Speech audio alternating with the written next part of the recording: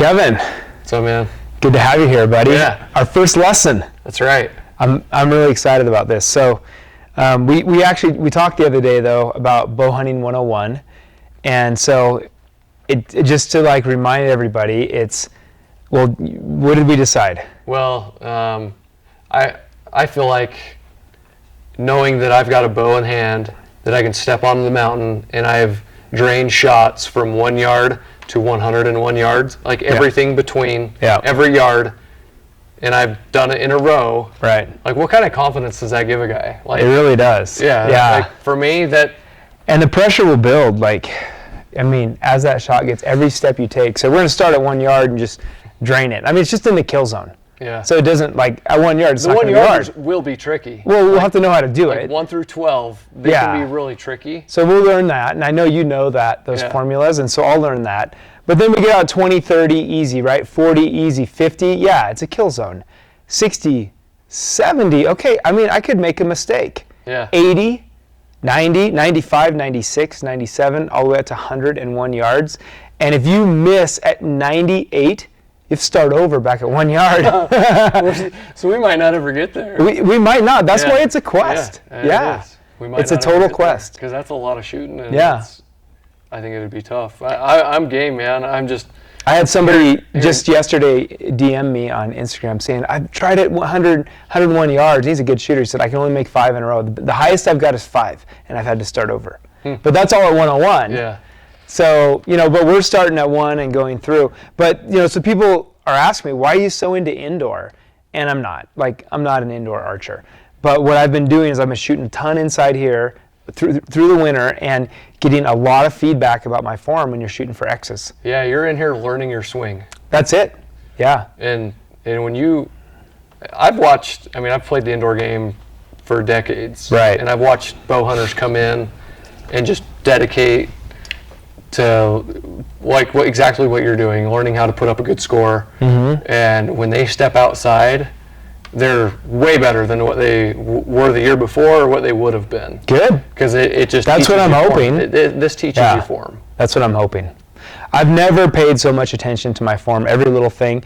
My release is smoother than it's ever been. I'd like to talk to you about that today. Yep. So I'd like to go through my process with you, what I'm currently doing, and then get your thoughts and see if you think I'm on the right track, because as you know, I'm not a guy who just does things the way everybody else does them. No, I have to rethink things and make it my own. So I have some weird things I do. I do too. Okay, that's good. And sometimes they catch on with other people and sometimes they don't. But I challenge everybody to do that, because that's part of learning your own swing. Right. You can't just copy somebody else's. That'll get you close, but it won't get you all the way. Yeah. You got to make it your own. Fair enough. I like it. That makes me feel better. Hopefully you won't think the stuff I'm doing is crazy. So, okay, so a couple of things. Like one is I have short arms and I'm short. So I'm 5'8" and I have short arms. If I were shooting a standard handheld release, I'd be shooting like 26 3/4, like under 27 inches. For me, for a hunting setup, that's just too slow. Yeah. Like, I want more speed. I'm hunting a ton, and it's like what I do. So I've extended my draw length, and I actually started doing this years ago. I started altering releases before there was even short releases. I had my strap, I undid the stitching and had it re-sewn in a ½ inch further back. Just to give you more. Because there weren't short releases made. This was 15, 20 years ago. Yep, I remember. And so now there's these short releases that are just fantastic. And so I just got a new Carter Quickie. I'll show you what I was doing here. It'd be nice to get a camera close so that we can look at this stuff here. Been busy with the JB Weld and hot melt. Yeah, well, it's just hot. So all I did was I took a piece of plastic and I did some grinding, and I made like a finger spot, because what I've been doing for years is putting my punching knuckle right behind my earlobe, and right here the jawbone is very straight, and so is this. So when you make a fist, this is extremely straight. So I anchor the punching knuckle in that straight line of the fist, and it is the most perfect and natural anchor point I've ever found. I've even heard, pro shooters say that the anchor point from a wrist strap release is more natural and more repeatable. And I found that's true, but what then I found was when I reached out with my finger, that ruins the anchor point. That ruins that awesome anchor point. So I thought, well, what if I shot with my middle finger? So I started straddling the release and coming here with the perfect anchor point and then pulling with my middle finger. And what happened, like as an unintended consequence, is I found out that my middle finger has a slower trigger reaction. And so I started being able to pull through back tension on my middle finger. And so then recently shooting indoors, I started altering this release, and I started pulling with my ring finger for some reason. It just started working, and I was like, well, this thing's even slower. Yeah. And so I'm now pulling with my ring finger, and it seems to work really well. But going back to the way this process works, the way I do this, and I've gotten a few tips from people. Forrest Carter at Carter Releases gave me some tips. Alex Cole gave me some tips. But the idea is I wrap my finger completely around the trigger, completely around, so that I can't pull. It's already completely wrapped around. But it's so tight that all I do at that point is increase the pressure with my back, and it goes off. So my finger, once it's wrapped around, it never moves again. Yeah. I just pull, and the release goes off. So I'm pulling with my elbow, and it causes the release to go off. So this is a really old Carter Quickie. They don't make this anymore, and I had to do this because the trigger was way back from the jaw. Mm-hmm. On this one, the newest one, which I just got, the trigger and the jaw are almost right across from each other. I mean, there might be a 3/8 of an inch difference there. And so with this one, I'm able to wrap my ring finger around the tip of the release. I may end up building something here to make it like smoother, so I'm not like putting it on that point. Yeah. But then I'm wrapped around and I pull through. So your thoughts on that release process? Looking at your draw length, like where We you're should look at that. Yeah, we should look at it. I just watched you shoot a few arrows. Yeah, we should show everybody and see what it looks like. Your form looks good. Like, so as far back as your elbows are, and your bow arm's nice and straight, like you look like you would be in the same position with that release as you are with a handheld. So as far as like my extension of my... Yeah, you look like from behind, I wouldn't know what kind of release you are. I wouldn't say you're leaned back a little bit, but there have been plenty of professional archers over the years prove that you can aim really steady and steadier leaned back a little bit than if you were like up straight, proper, like leaned into the target. Like when I shoot with that type of form, I get... So you lean back a little bit? I do, yeah. Like that's just how I naturally have found I've like experimented with different draw lengths, like starting at 30, going to 30 and a quarter, running it all the way out to like 31 and a half, and then kind of coming back in and just seeing what aims the best. Yep. Cams are adjustable for a reason, like you can play with that. At any rate, I would say your form looks good. Well, let's look at it. Yeah. I mean, arrow up. Yeah, I didn't really get feedback from you while I was doing it, so it'd be good to show. I wonder if I should move that target over here so that I can stand this way and shoot. Just so the camera. Shoot at that elk right there. Yeah, shoot at my taxidermy. I'm pretty sure my target will blow through that. No, these are big fat arrows. That thing will probably stop it. Yeah. I have another target here, so.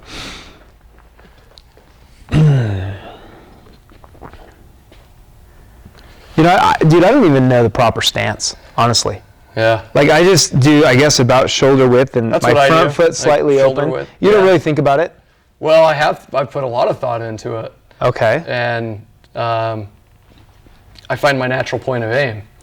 Like I'll get to where I feel comfortable, to where it feels good, and I'll draw back with my eyes closed. Aim where I think the target is and open my eyes and see where I'm actually lined up. Interesting. And if you're lined up to the left, you just have to change your position a little bit. Oh, so then so you just through. Okay. See, I had no idea. That makes obvious sense now hearing it. So but I had no draw idea. back with your eyes closed and figure out where you're pointing and adjust your feet until you can draw back with your eyes closed and you line up on your target. Excellent. Okay, I'll be working on that. Okay, so I'll be aiming a little bit down because that target's on the ground, but we'll still be able to tell.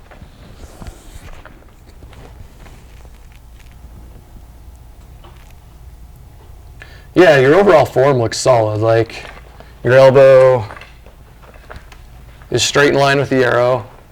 Like your shoulders are in a good position. Maybe your front shoulder's a little. I wouldn't change a thing, man. As far as the draw length? As far as like from the tip of your elbow to the front of your hand, like that all looks great. Okay. Obviously, with you running, you're built for like a 27-inch draw length, and you've got that out to 28 and a half. Yeah. Obviously, your string's going to come back on your face a lot further. It looks like, I've had people comment like, wow, your draw length's way too long. I'm like, well, you don't really know what you're looking at here, because I feel perfect. Because my string's coming back further doesn't mean I'm drawing too long. Yeah, like the way your body structure is, everything's lined up really well. Okay, I'm glad. That's how I feel. Yeah. But it's really good to hear that from you. So, the one problem that could come up is contact. Yeah. Because if you're drawn back and your arrow is like pushed in against your face, right, and then as soon as you pull the trigger, it's making a bank shot off of your face. Right. You cannot tune that out of a bow. But you look like you're getting pretty good clearance. One thing I did, and we can show this, is I fletched my arrows. With a lower profile. Well, they're forward too. Yeah. So do you see, I'm like a full 3/4, half an inch further forward than where you are, the back of the fletching. So, and I know that the further back you get the fletching, the more effective they are. Obviously, if you ran your fletching up here, but I don't think it's going to make a big difference, a half an inch or so up here. I could even move it forward another 1/4 inch if I felt like I was getting a little. What you gain in clearance far outweirs the benefit of having your vane back another 1/4 of an inch. But we're going back to talking about, is it good to extend my string back here? Obviously, I could shoot 27-inch draw and have it way up here and not have to do this to my fletching. Yeah. But these are just little tweaks a guy makes to try to like find the best scenario given all the variables, right? Yeah. So, I mean, you're obviously making it work for you. Well, I don't know. I don't ever want to say that. Like, so what I'm shooting over 395 or 295 most of the time indoor. I can shoot out to 100 yards okay. But the whole point of this, Bowhunting 101, is to get better. Yeah. Like, and if there's some sacrifice I'm making, I want to know about it. So right now, the only way I would really know for sure if you're giving anything up is to build up another bow. Yeah. 27-inch, get it to where it's touching the tip of your nose and you got perfect clearance. Right. And honestly, I think with the modifications you've made to your release, I don't think you would notice a difference because you're getting good clearance. Yeah. Your form is solid. Like, is it textbook? No, it's not. It's not even close to textbook. But, like, you're sticking with I guess the fundamentals of what it would take to have your bow tuned well. Maybe look at my face and see if you see much contact. I don't feel a lot. I feel it touching my face, but it's not like, you've seen those guys that are cheek pulled up. Yeah, you can't. I mean, it's barely touching, and I feel the fletching like tickling right here. Are you, like, do you get the face contact with your vane with a 3 fletch? Maybe not. I think so. I think that bottom vane, I'm actually not sure which vane, but I feel a tickle of the vane, but there's just no way that tickle is impacting that arrow. I can't see it, but I would love your opinion. I mean, it's just barely touching. I mean, it's a tickle, like. And then over here, I feel a little bit of string on my cheek, and my nose is barely touching. So how are you executing? What makes your shot go off? So I want to talk to you about that because this is one thing that I've learned shooting indoor. Like, my release my scores have gone up dramatically. I'll have times where I'll just be X after X after X, and I'm just in this groove. And I call it a swing thought, kind of like golf. I don't know why, to me it's a swing thought, right? The one swing thought, when I have this thought, my shooting gets really good. And that's that I imagine that I'm holding the entire bow back with my finger. Because I wrap it around there, and when I pull against it, another thing I forgot to mention, I have a 135-pound spring in this. So what's your pulse? I don't know what it is. It's heavy though. We should test it. Yeah. I bet you it's like 10 pounds or something. Really? Holy smokes. See, I'm like, I'm like complete opposite of you as far as like the way because I use the same way you do for hunting. Right. I shoot a hinge. Well, I noticed, I mean, you're barely on it, right? And you're barely touching it, using that sensory, and then you're pulling whatever you're doing, executing with a hair trigger. It's about, so I shoot rifles a lot as well. I compete in precision rifle series matches. Yeah. So I'm really into guns right now as well as into bows. I like shooting them both, but there's a lot of crossover there. And last summer I put about 20,000 rounds through my 22 rimfire. Yeah. And it was all just tip of the finger execution, and it just like I normally can't shoot a wrist strap release that well. Like I'll always hunt with one, but as far as shooting a tournament with them, like I always feel like I'm gonna get a little ginchy. So you're saying, but last year when you shot all the rifles, it actually helped you with this? Big time. Yeah. Okay. Like before that, I would not feel confident shooting a tournament with a wrist strap release, because if I got a little bit wobbly or a little bit of adrenaline, and like I'd end up either feeling like I had to punch it to get it to go off, which there's some guys that can punch a trigger really well. Like I admit I do it on an animal. I'll line the pin up and I'll touch it off and I'll make it go. Yeah. And it works great for that one shot. I know, man, but I don't know that. I'm just going to disagree with you there a little bit, because if you're shooting 300 rounds and you're grouping 5 inches at 100 yards, which I know you do, why not take that same ability into your hunting environment? Oh, I do. But it just... Okay, so let me tell you my thought on this, Kev. The reason I'm doing this. You cannot punch a 10-pound trigger. It's impossible. You literally cannot punch it. It's physiologically, you would have to have like Arnold Schwarzenegger fingers or something. Yeah. So when I pull into it, the only way to make it go off is to pull with my back. Yeah. There's only one option. So when I say I punch it, like it's not a panic punch. But it's a on demand. Yeah. Yeah. Like it's there, I'm sending it. Yeah. And it works. I can shoot that way really well. Yeah. Well, obviously you can. But do you shoot a little bit better the other way? That would freak me out. So before I spent all that time on the rimfire shooting rifles, I just couldn't get myself to do it in a tournament, because I knew it would just, I could only go for so long before it would end up backfiring. Confidence. And I didn't have the I don't know what it was, but I didn't have the confidence, or just I didn't trust it. Yeah. But after spending 20,000 rounds through a 22 with my trigger finger, this works really well. It just works now. Yeah. Yeah, that's cool. So outdoors I'll use it, but indoors I feel more confident shooting a hinge style release. Guys call them back tension release, but I don't shoot with back tension. Yeah. Even though I shoot a back tension release, I'm doing more of I don't know. It's hard to think about it because it's all so subconscious. Don't think about it. Might mess it up. No, I can. So are you changing the angle of your elbow or something like that? So let me back up. I know we've kind of gotten under the weeds there, but so your shot execution compared to mine, the first thing I do when I step up to the line is I visualize my target. I look where I'm going to hit, and I think about what my sight picture needs to look like. Yeah. And where my arrow is going to go. I think about what my sight picture is going to look like to score a 10. So I just kind of have you visualize it. I visualize it. Yeah. I know where my sight has to look, what my sight has to look like on the target to score a 10. Mm-hmm. And even on an animal, I know where my pin needs to be to make a quick, ethical kill. Okay.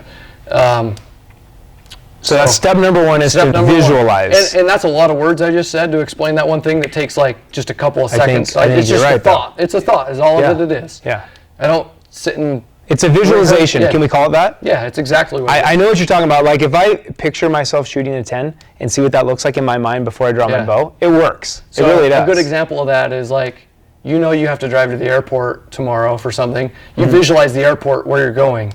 Right? And then you get in your car and it just happens. Yeah, you just do it. That's how simple it is for me. Yeah.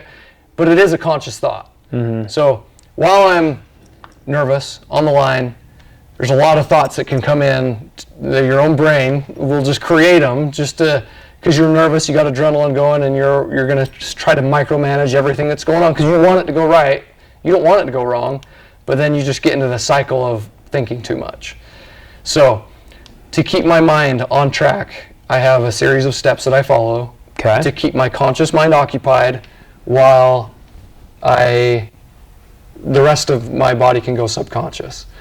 So, and it's not like I've made this up. Like, it's no surprise I've read a lot of Lanny Basham's books with winning in mind. Yeah, I've read the book several times. Yeah. It's a great book. Yeah. So that's my first step, is visualizing what I want to happen. Okay. And then I just get determined, like, okay, I visualized it, that is what I'm going to do. Like, no matter what. That's my mindset. I am driving towards scoring a 10. Okay. And then the next conscious thought I have is my breathing. So when I'm in a nervous situation, I'm thinking, like, I've got to, like, if you get in a hurry, if you start your shot process in a hurry, you're going to end up finishing in a hurry, and it's not going to go well. So I take 2 deep breaths.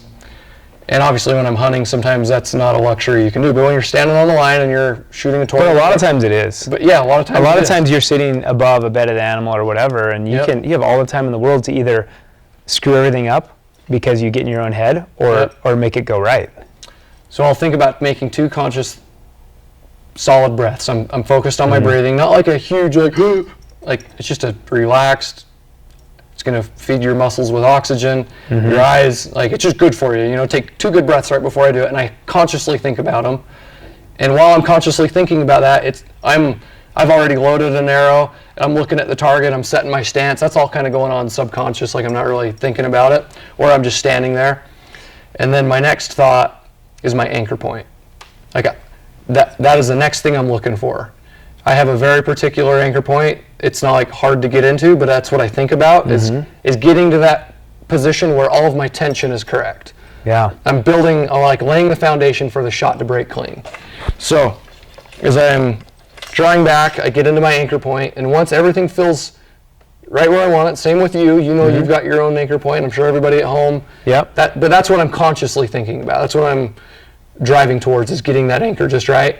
As soon as it feels right, and I'm already on the target, I focus on aiming. And when I start to aim, I don't tell myself a bunch of things. I just think aim. And I try to get my pin on the target, like, one time. Like, I don't just sneak up onto it and then fire the shot. Like, because if you get it on there one time nice and strong, like up in the middle, and hold it there, like, your brain will duplicate that over and over. So if you get your pin on there one time and start your shot process, like, no matter what's going on, like, you can start shaking a little bit, but as long as you get it on there one time and that's what your mind's focused on, like, my groups are always a little bit tighter than what my aim is. So wait a second. I don't know I understand what you're saying. So you're saying you get it on there one time, and but then I still hold it there. But then it may start bouncing around, but you're going to start the release process at that point. Yes. It doesn't have to be dead center of the target for you to start your release process. Well, I think about it now when I'm learning this aiming process. Yeah. What I teach other people to do, or an illustration, is think about drilling a hole in the wall with a drill, right? Yeah. So to get the hole in the right spot, you've got to, with a little bit of forward pressure, you've got to pull the trigger, and you're pushing it into the wall to get it to drill through. Yeah. So that's what I'm doing with my sight pin. I think about my sight pin as a drill bit. And I'm boring a hole through the center of the target. So you got to get it up there quick. Like, I don't mess around. Like, I'm not, like, just sneaking up on it from the bottom really slow. I put it right in the middle, like, right off the bat. That's what I meant by you got to get it up there one time. Okay. Like, I don't fool around with getting my pin in the middle of the target. Okay.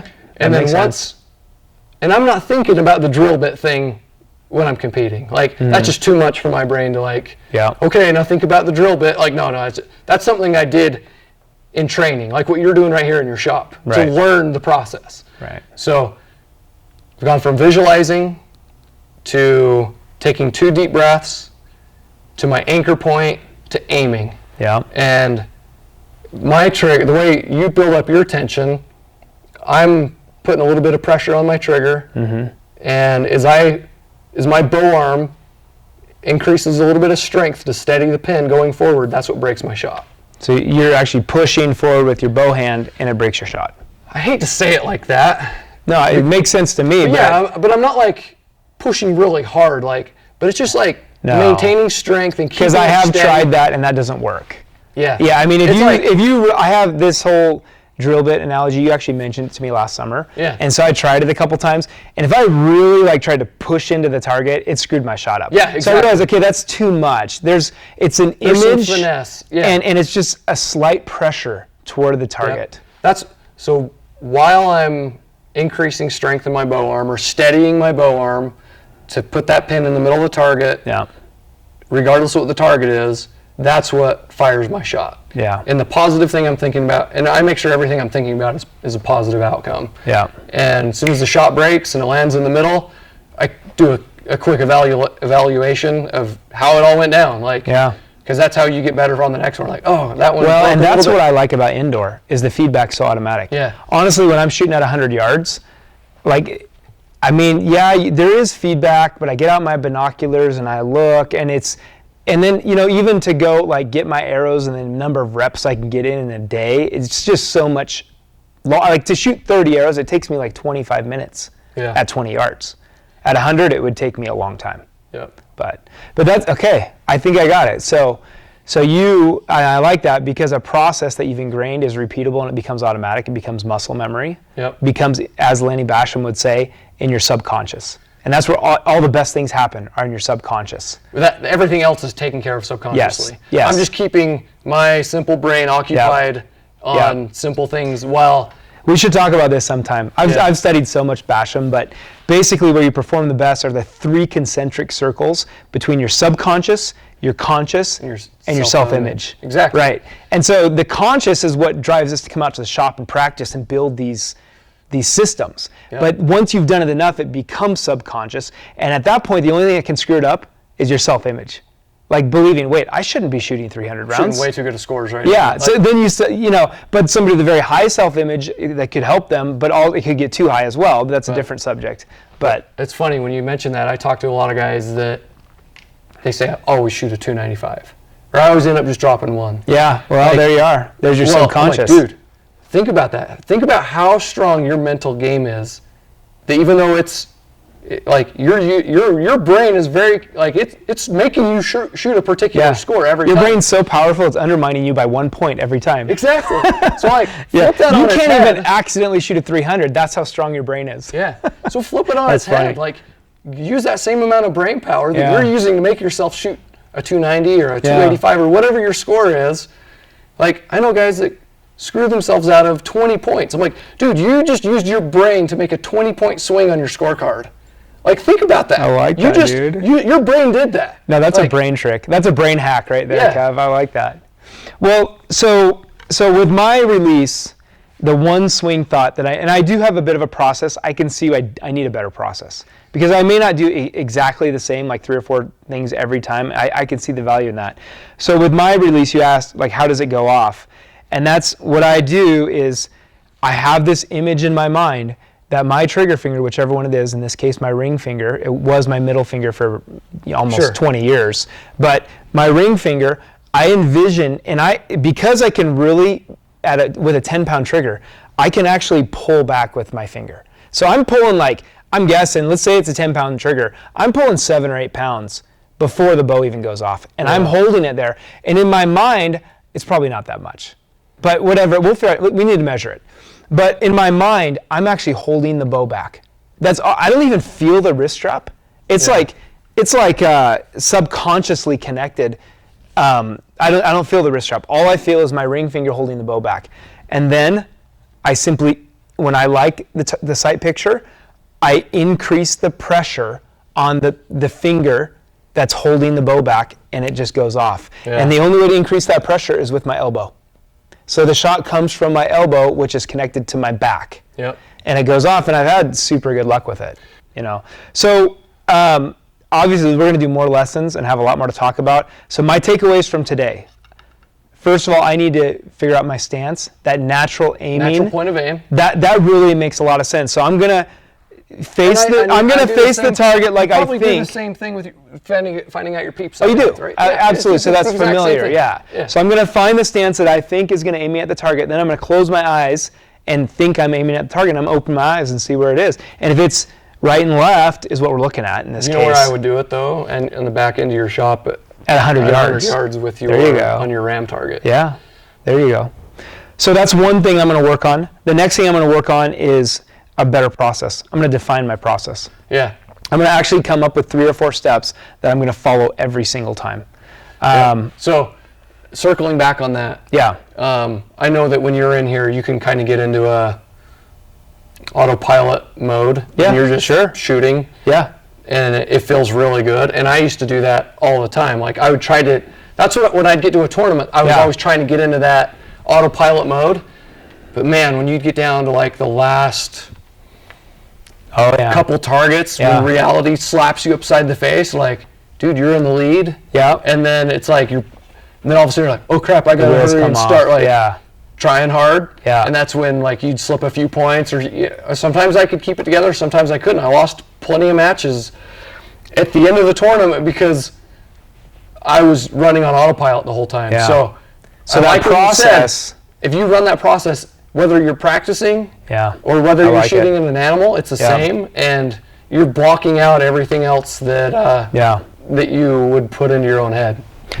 I have a way to test that too. I'm going to try and I'm going to talk about it in our next lesson. Cool. But I like it.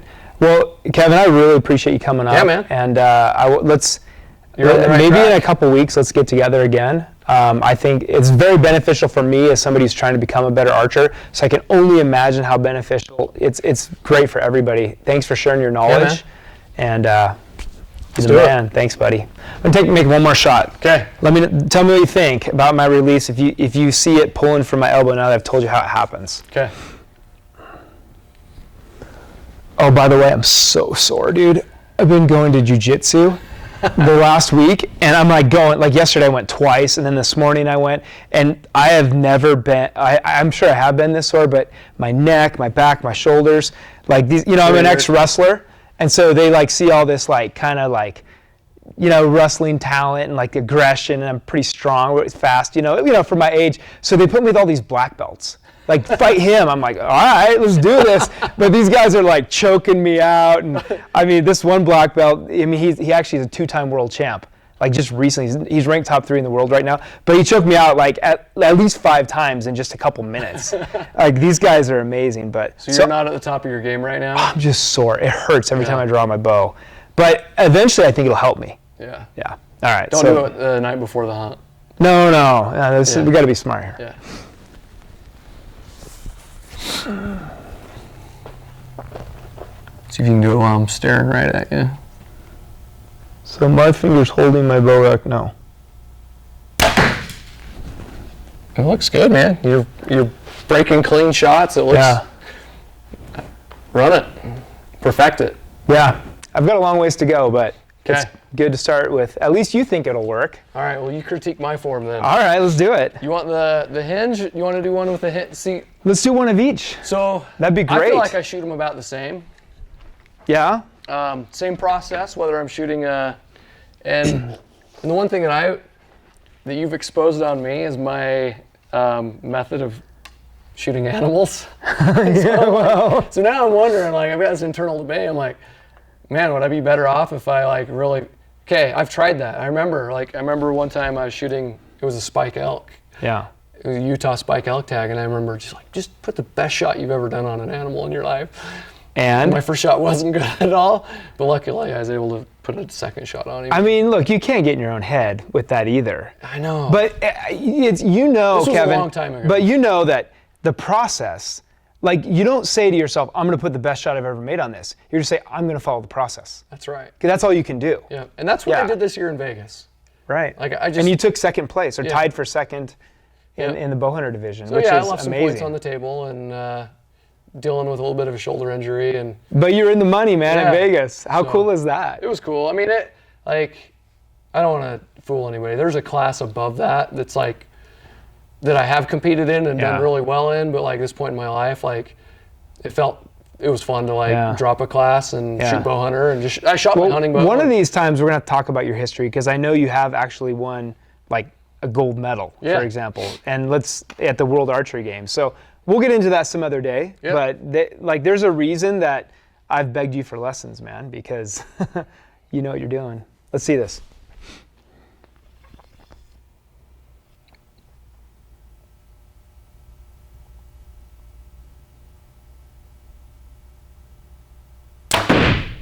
That one went deep. Yeah, it's that longer draw, I guess. I don't know. Yeah. How many pounds are you shooting? If it's under 100, I really can't tell the difference.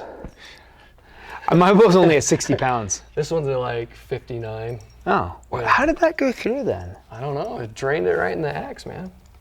Huh. Oh, that's why. Because my daughter Jane's been shooting at that target and she's worn out the X's. There you go. Yeah. I like that though. You know what I noticed is you were changing the angle. I mean, it seemed to me like your fingers, somehow you were... Yeah.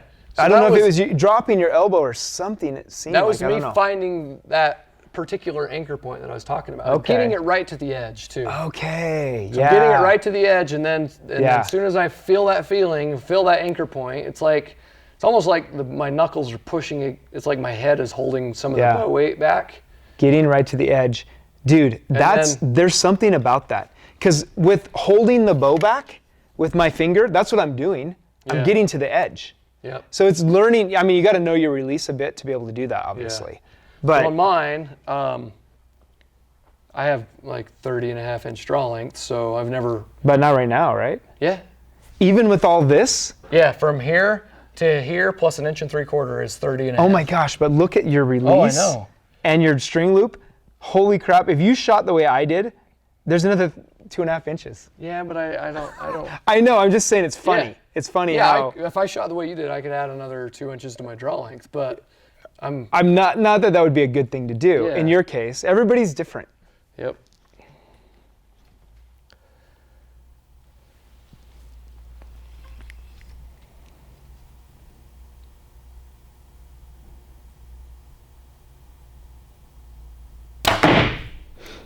Oh, and by the way, we just answered our question while you're shooting through the target. 30.5-inch draw length. Yeah. Yeah. And mine's at 28.5, so 2 extra inches of draw length. Shooting about the same weight of arrow too. Well, I think I'm shooting your arrows. Yeah. My old arrows. Yeah, the some you gave me.